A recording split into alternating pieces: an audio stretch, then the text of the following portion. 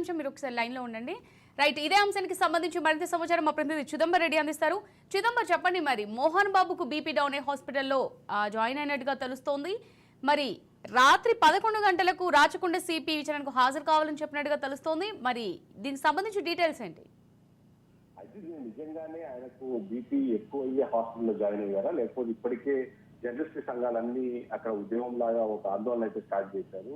అంతేకాకుండా మనోజ్ కూడా ఇంటి లోపలికి ఎంటర్ అయిన నేపథ్యంలో అక్కడ గొడవ జరుగుతుందనే కారణంతో దాన్ని కేవలం తన కాలికి గాయమైంది, బీపీ ఎక్కువైంది అనే ఒక కారణంతో హాస్పిటల్లో జాయిన్ అయిన అనుమానం అయితే ప్రతి ఒక్కరూ వ్యక్తం చేస్తున్న పరిస్థితి మనకు కనిపిస్తుంది. ముఖ్యంగా చూస్తే మాత్రం అతను దాడి చేసే క్రమంలో అతని హావభావాలు చూసి ఆ తర్వాత నిజంగానే బీపీ వచ్చి హాస్పిటల్ వెళ్ళారు లేదని అనుమానం అయితే ఉంది. బట్ అదే సందర్భంలో పోలీసులు చాలా ఫాస్ట్ గా రెస్పాండ్ అయ్యారు. మొదటిది ఘటన జరిగిన వెంటనే మొదటగా అతనికి సంబంధించిన గన్నుని అతనిది కానివ్వండి తన కొడుకు విష్ణుది ఇద్దరిని గన్నులు సరెండర్ చేయాలని చెప్పేసి ఇవ్వడంతో పాటు రాచకొండ సిపి నోటీసులు కూడా ఆయనకి సరెండర్ చేశారు. రేపు ఉదయం 10:30 గంటలకు హాజరవ్వాలి, ఇప్పుడు జరిగిన మొత్తం ఘటన పైన ఆయన ఇన్ఫర్మేషన్ ఇవ్వాల్సింది, దానికి సంబంధించి సందేశం ఇవ్వాల్సిన అవసరం ఉంది అని సుధీర్ బాబు చేసిన చర్యలు ఏవైతే అవి కూడా మాకు అనిపిస్తుంది ఫాస్ట్ గా రెస్పాండ్ అయ్యామని చెప్పాలి. అదే సందర్భంలో ఇంటి దగ్గర మాత్రం మొత్తం జర్నలిస్టులు అందరూ ఇప్పటికే ధర్నాకి కూర్చున్న పరిస్థితి ఉంది. వీటిని అవాయిడ్ చేయడం కోసం అక్కడి నుంచి బయటకు వచ్చారన్న అనుమానం కూడా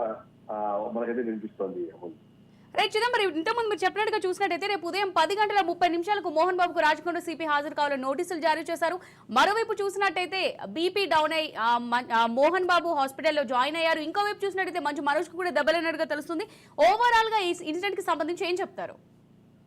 ఇది అంటే అది ఫ్యామిలీ డ్రామా కాస్త హై డ్రామాగా మారింది. చిన్నపాటి గొడవ కాస్త ఇప్పుడు అది పెద్ద స్థాయిలోకి అది ఎక్స్పాండ్ అయింది అని చెప్పాలి. అదే సందర్భంలో వాళ్ళ అనాలోచిత నిర్ణయాలు, ఆలోచన లేకుండా తీసుకునే చర్యలు ఏవైతే ఉన్నాయి వాటి వల్ల ఇంతమంది ఇబ్బంది పడుతున్నారో ఖచ్చితంగా చెప్పాల్సిన అవసరం కనిపిస్తుంది. సరే, అది కుటుంబం గొడవ కాస్త అది రచ్చకెక్కిన పరిస్థితి చూస్తున్నాము. దాని తర్వాత మీడియా మీద దాడి, ఆ మీడియా దాడి చేసే క్రమంలో చేసిన వ్యాఖ్యలు అవన్నీ మనకు చాలా క్లియర్ గా కనిపిస్తున్నాయి. వీటి తర్వాత ఇప్పుడు చూస్తే మాత్రం పోలీస్ స్టేషన్ లో ఒకరి మీద ఒకరు కేసులు పెట్టిన స్థాయి నుంచి బయట నుంచి వాళ్ళ మీద కేసులు అయ్యే పరిస్థితికి వచ్చిన పరిస్థితి మనకు కనిపిస్తుంది. ముఖ్యంగా చూస్తే మాత్రం ఇవాళ మోహన్ బాబు వ్యవహరించిన తీరు, కొడుకు మీద దాడి చేయడానికి బౌన్సర్లను ఉసిగొల్పిన పరిస్థితి మనం చూస్తున్నాము. అంతేకాకుండా ఆయన మనం చూస్తున్నాం అంటే మంచు మనోజ్ కూడా తన చొక్కా చిరిగిపోయినవి కనిపిస్తుంది, అతని మీద దాడి జరిగిన గాయాలు కనిపిస్తున్నాయి. అవన్నీ చూస్తే మాత్రం మోహన్ బాబు చాలా కర్కశంగా వ్యవహరిస్తున్నారు. ఆ వ్యవహరించే క్రమంలో సొంత కొడుకును కూడా చూడకుండా అదే దాడికి తెరమైన పరిస్థితి మనకు కనిపిస్తోంది. తన బౌన్సర్లతో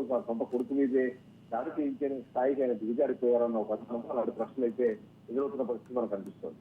ఓవరాల్ చూస్తే రేపు మార్నింగ్ 10:30 గంటలకి అక్కడ ఏం సంజాయిస్తారన్నది కూడా మనకు చూడాల్సిన అవసరం కనిపిస్తోంది. Right, thanks for the updates Chidambaram.